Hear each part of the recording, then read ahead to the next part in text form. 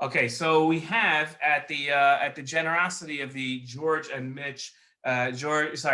Martha Rich Foundation, we have a new program that's being brought to us. We've done this a couple of times in the past, but this is now we want to put this under the George and Martha Rich Foundation, and we're grateful to them for their generosity. We're going to be bringing in college students, actual real live college students who were part of this program in years past, and who would participate in these meetings and have sat where you have sat, maybe not in your exact bedrooms, but have sat where you have sat in terms of your place in life, and then have gone and become leaders on the college campus. And today we have Elie Codron with us, who is a star of our program. About 2-3 years ago, he was with us, and I asked him to come and speak for about 10 minutes, and then take your guys' questions. So we're going to be doing this every couple of weeks. And I think that you guys will get a lot out of it. Instead of hearing about how everything on the college campus is bad, you can actually get a sense of what's really happening, and some strategies and interesting stories. So Elie, I'm gonna pin you, and then you can go ahead, take it away. Thank you, Rabbi, for having me. And hey, everyone. Yeah, I was part of this program. I graduated high school in 2017, and I started being part of the program in 2015. First time I went to APAC with Rabbi Pilchowski, I didn't even know the difference between a Democrat and a Republican. Yeah, because I'm originally from Belgium, so that's why it's not that before 10th grade I had never heard of the difference between the two. And so yeah, got very involved during high school, and then decided to go to Israel for a year in Jerusalem. And now I'm a student at Northeastern University, about to finish my third year. It's a 5-year program, so I still have some time here. And and so yeah, so when I got on campus, it was definitely very interesting. Not at all what I had expected. Uh, I'm gonna break it to you right away. I promise you, there's no students waiting for you at the entrance with Palestinian flags, and they're gonna scream at you, and they're gonna tell you you're a dirty pig as soon as you get on campus. It's really not as bad as some people make it sound. It's actually very nice to be a Jewish college student. There's amazing opportunities, whether it is going to Israel. A bunch of like Jewish life is incredible on most campuses, and so don't be scared to go on the campus. And so yeah, so when I got on campus, there was an Israel club. They probably had 4 to 5 active members. Most speakers didn't want to come on campus anymore because there was just no one showing up to the events, and it was always very awkward and very weird.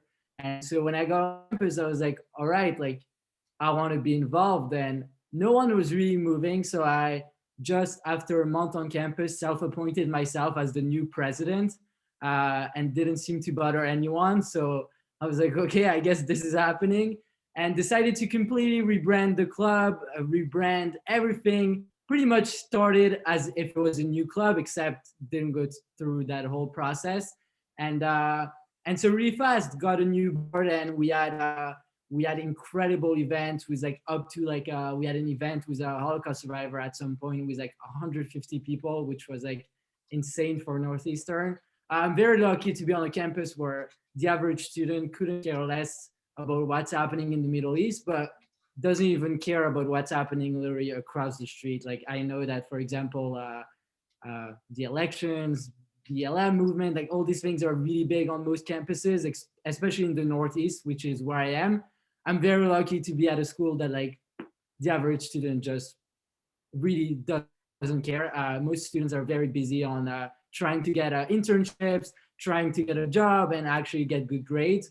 And so that's something very important to like take into consideration when you get onto campus. Like, yeah, there's a pro-Palestinian community, and yeah, there's a it's becoming very challenging with like the progressive movement becoming more and more pro-Palestinian. There's this whole thing of intersectionality. I'm sure you're gonna have other college students that are much more experts on this whole thing of intersectionality and privileges, all this stuff. Like it's personally stuff that interests me, but I'm really not an expert. I don't know all these terms, and I don't really care, to be honest.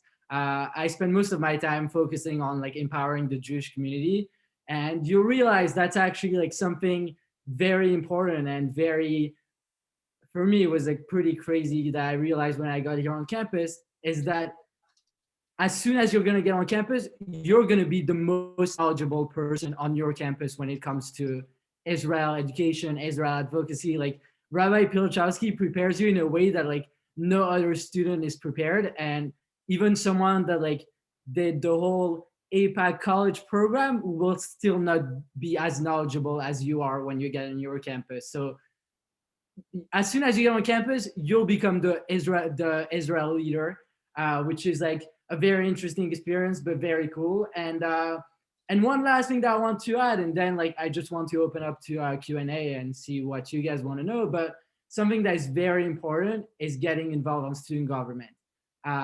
You'll see really quickly here on campus, like it always seems like all these anti-Israel and like anti-Jewish club and whatever are like really big and super powerful, and it seems like the entire campus is against you.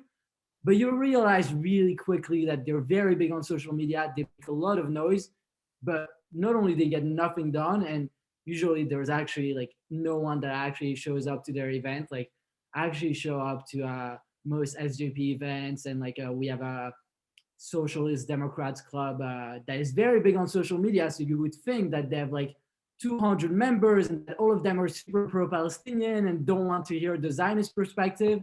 And then you show up at their town hall, which is supposed to be their big monthly meeting, and it's very awkward because there's 5 people and now you're stuck for the entire meeting there. So what the reason it's super important to get involved on student government is because while all these clubs are super small, they're the only one that actually care about what's happening at student government. And so you can make a real difference by being there. I'm sure you've heard of the IHRA definition of anti-Semitism, which is like the most recent and recognized definition that recognize anti-Zionism as anti-Semitism. And so many campuses are trying to pass it. This is like the big thing happening now on campus, that like Jewish communities and pro-Israel communities are trying to get IHRA passed through student government so that the school as a whole recognize that anti-Zionism is anti-Semitism. And so at Northeastern, I've been involved in student government like since the first month there. Like right away I joined student government, and really fast I realized that there was like something that made no sense with student government at Northeastern, but like basically I was able to just like there's this idea of packing the courts. I was able to pack student government with Jewish students, pro-Israel students. I think there's like 70 students on student government, and I would say that 15 of them are like Jewish pro-Israel. And then little by little, we're making this group grow to the point that like at some point, basically we'll be able to pass whatever we want at student government because we're just so many and no one is noticing that we're like building this whole coalition within student government. And so thanks to that, after 2 years of work, I want to say, 2 months ago, no, actually in December, we passed IHRA at Northeastern. It was definitely very challenging. There was a lot of backlash, as you can imagine, a lot of articles being written, a lot of Instagram messages, a lot of big campaigns, petitions, like all that fun stuff that is part of the college experience.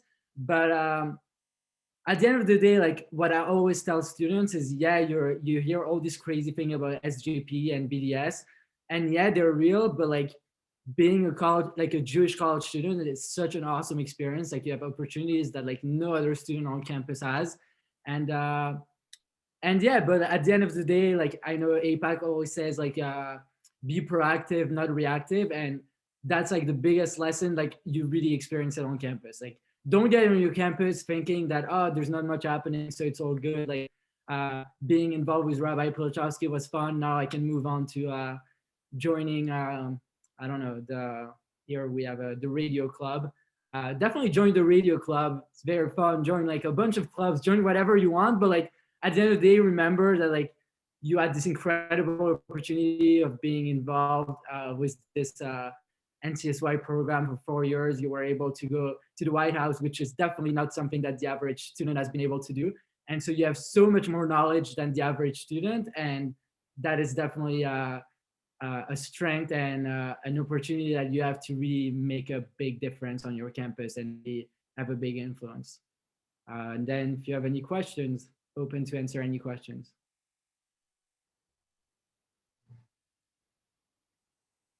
Now would be a good time, guys. Anybody have any questions? Wow, there's awkward silence here. Elie, your presentation was so good. You covered everything. Oh, wait, here we go. Jordan, go ahead. No? I thought you did. Oh, so you mentioned, okay.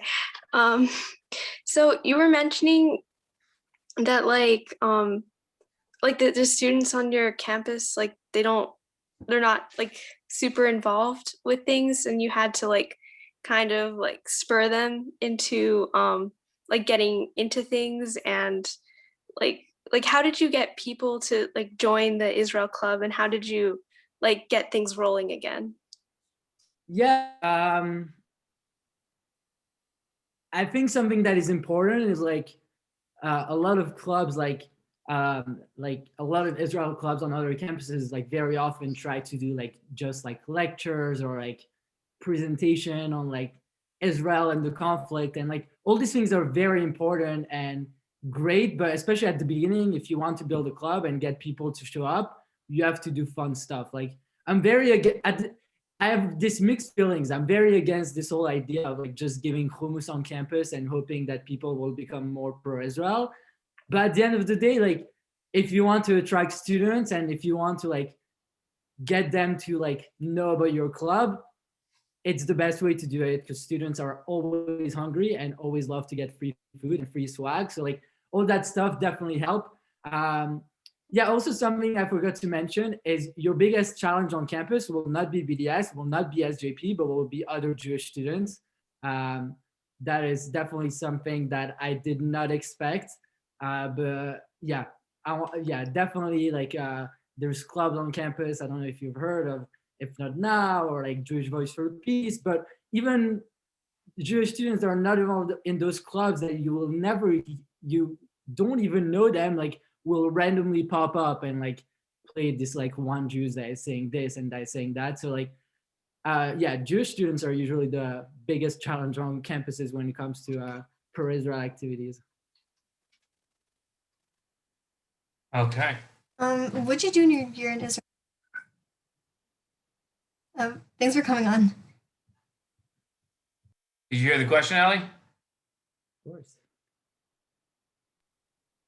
Oh no, I thought it was just thanks for coming on. I didn't hear the question. No, what'd you do Cut up, sorry. in Israel? Sorry? What'd you do in your year in Israel? Oh, I went to yeshiva. I was at a yeshiva Toraita in Jerusalem. And then I went for a few Shabbats in Mitzpeh Yecho. I highly recommend.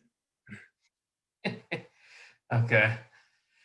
Great. Elie, thank you very, very much for joining us. We really, really appreciate it. And we're very proud of you. Rabbi. Yeah, oh, wait, Carol, you have a question? Carol, you have a question? Go ahead, Carol. Sorry. I don't know if you can hear me. My Wi-Fi keeps cutting out. We can hear you now. Okay. Yeah, I can hear you. Yeah. Okay, good. So first, honestly, thank you so much for coming. I've seen what you've done with Rimon and all of that, and just it's really thank cool you. what you do. So what are ways that we can kind of make a strong pro-Israel impact when we arrive to college, especially things that can help the overall pro-Israel community in the area or just in general in the relationship? Well, there's two things. The first one is if there's an APAC club on your campus, get involved and continue like lobbying. If there's no APAC club, I recommend creating one. I wasn't able to make it happen here. There was not enough. There were not enough people that wanted to do it, but I highly recommend continuing that and continuing lobbying, because at the end of the day, like that's what makes a real difference. And then on your campus, like I always tell people the best way to make an impact for Israel and to like get people on your side, I guess, or like to get people excited about your Israel club is just be a nice person on campus. Be like a regular person, say hi to people in class, get involved in different clubs. Like at the end of the day, like you're always very influenced by like what your friends do. And like most of us, I don't know here, but like I went to a Jewish day school my entire life. So like going to university was the first time that I had like interactions with people from around the world. Like I became best friend with this girl from Kuwait that thought that like Zionists were some like evil pigs and this and that. And now like because we started connecting and like I'm an international affairs major. So like I talk about Israel very often in class and like I'm not afraid to like share my opinions and like I always try to make it, and that's very important. Like make everything really relatable, very personal. Like make it about you. Don't make it about like some conflict far, far away. Like one day we had this whole conversation about like how Muslims don't have rights in Israel, and I was like sharing experiences that I lived when I was in Israel. How like this is not true and this and that. And so this girl in Kuwait from Kuwait was like super intrigued by what I was saying, and so she reached out to me actually on social media. Like she found me on Instagram and we started having a bunch of conversations. And so like it's very complicated in Kuwait because like even the books, like everything is like it's very, very tough to like learn much about Israel.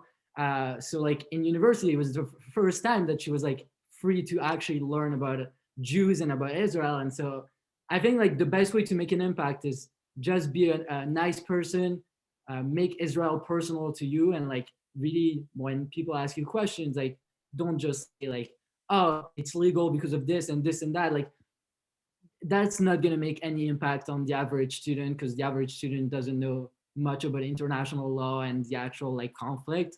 So just make it personal, share your stories, take them to Israel. That definitely is a great way to get them to be more pro-Israel. Oh, hello, Geller.